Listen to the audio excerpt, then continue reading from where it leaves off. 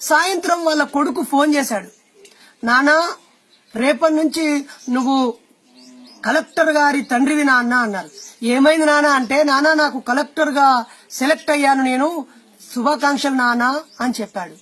ఓహో అవునా, అయితే రేపటి నుంచి నేను తాళ్ళెక్కుడు అవసరం లేదా, చేపలు పట్టబోవుడు అవసరం లేదా, మొగ్గం నేసుడు అవసరం లేదా, గొర్రెలు గాయడానికి పోవుడు అవసరం లేదా, నేను కలెక్టర్ కొడుకు తండ్రినా అని చాలా గర్వపడి, నానా మరి నీతో పాటుగా మన పెద్ద దొర కొడుకు కూడా కలెక్టర్ పరీక్ష రాసిండు కదా, ఆయన కలెక్టర్ అయిందా బిడ్డ అంటే, కాలేదు నానా అని చెప్పాడు. ఎందుకురా, ఆయన మంచిగా చదువుతాడు కదా, ఇంగ్లీష్ మీడియంలో హైదరాబాద్ లో పట్నంలో రకరకాల చోట్ల చదువుకున్నాడు, మరి అతను కాకుండా నువ్వెట్లయినవురా అంటే, బాపు నాకంటే అతనికి 10 మార్కులు ఎక్కువ వచ్చినాయి అని చెప్పాడు.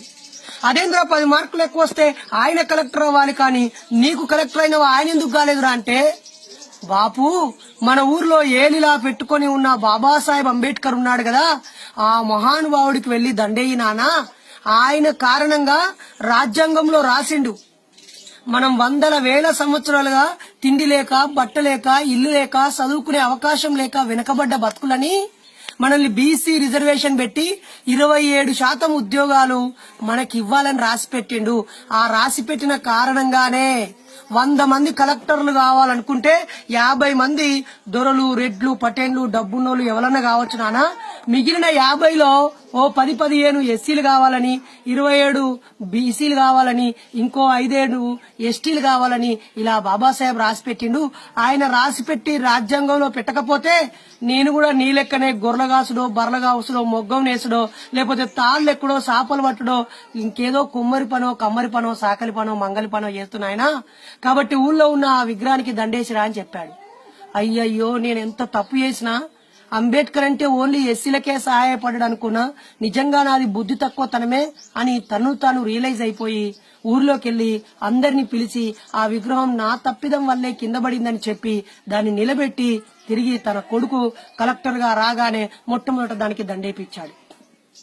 మిత్రులారా, గుర్తుపెట్టుకోండి, ఈ మధ్య సోషల్ మీడియాలోనూ అక్కడక్కడ చూస్తున్నాను, రిజర్వేషన్లు అనగానే తెలివి తక్కువ వాళ్ళు కలెక్టర్లై, తెలివి తక్కువ వాళ్ళు డాక్టర్లై, తెలివి తక్కువ వాళ్ళు ఇంజనీర్లై ఏం చేస్తారు అనే ఒక పిచ్చి వాదన తీసుకొస్తున్నారు.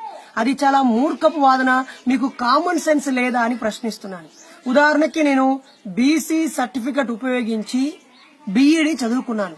ఒరే పిచ్చి ఎదవా, నేను డాక్టర్ కావడానికి, ఇంజనీర్ కావడానికి, టీచర్ కావడానికి అది అర్హత కాదు.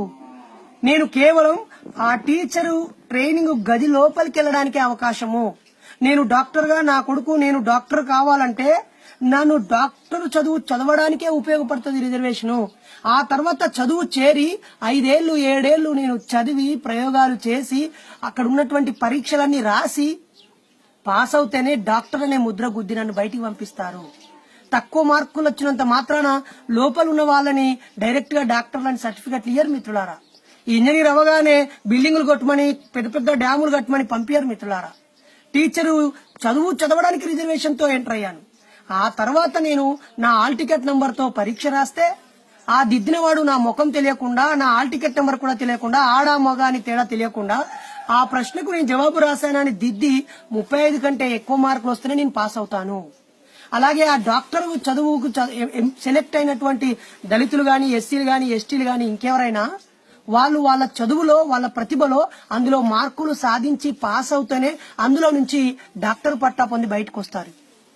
కాబట్టి దయచేసి ఆలోచించండి. రిజర్వేషన్స్ అనేది ఈ సమాజం అనే శరీరానికి పట్టిన రోగము, గజ్జి రోగము లాంటి అసమానతలను తగ్గించడానికి ఇచ్చిగాడ్ అనే మందు లాంటిది. కాబట్టి దురదకి మందు రాయడం తప్పు కాదు, ఆ మందు తగ్గడం కోసమే దురద మందు. కానీ ఈ దురద మందు కంపెనీని రద్దు చేస్తే, ఈ ఇచ్చిగాడు అమ్మకాలు బంద్ చేస్తే, ఇచ్చిగాడు మందు పెట్టుడు బంద్ చేస్తే ఈ శరీరానికి ఉన్న రోగం గజ్జి పోతుంది అనుకోవడం మూర్ఖత్వం. ఇండస్ మార్టిన్ అన్న చక్కగా ఎగ్జాంపుల్ గా కూడా వివరించి ఇచ్చాడు.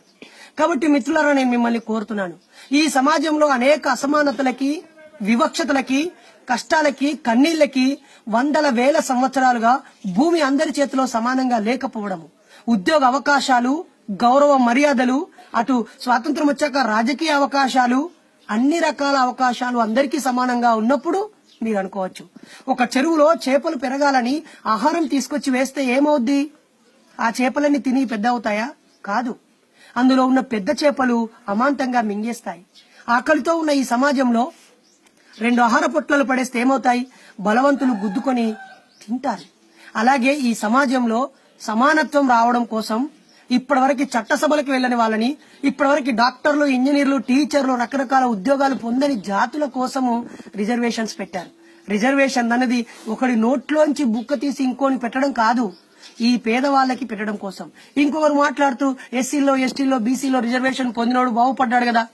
ఒరే నాయన, 100 ఉద్యోగాలుంటే సగానికి పైగా ఉద్యోగాలు ఎవడికి దమ్ముంటే, టాలెంట్ ఉంటే వాడే పొందొచ్చు అని పెట్టారు.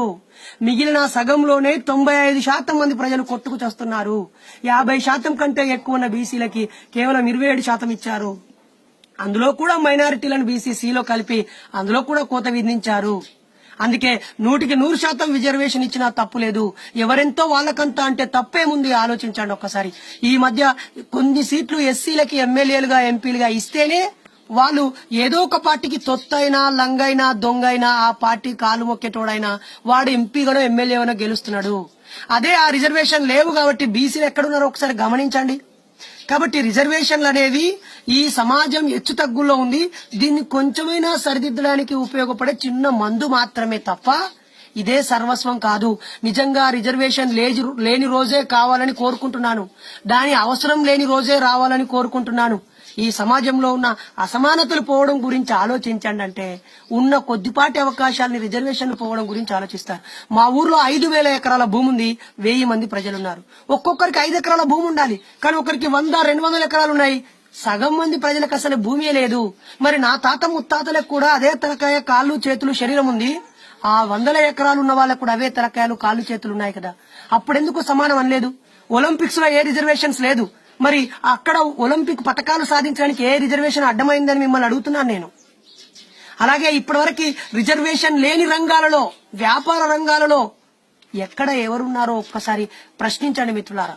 దయచేసి రిజర్వేషన్లు అనగానే మీ దగ్గర 40 మార్కులు వచ్చిన వాడికి ఎస్టీ వాడికి జాబ్ వచ్చింది, 70 మార్కులు వచ్చిన ఓసీ వాడికి జాబ్ రాలేదు అంటున్నారు.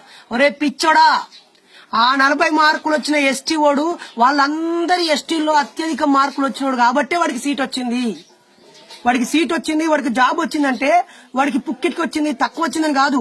వాడి కులంలో, వాడి జాతిలో ఇన్ని సంవత్సరాల స్వాతంత్ర్యంలో వానివే హైయెస్ట్ మార్కులు అని ఆలోచించు.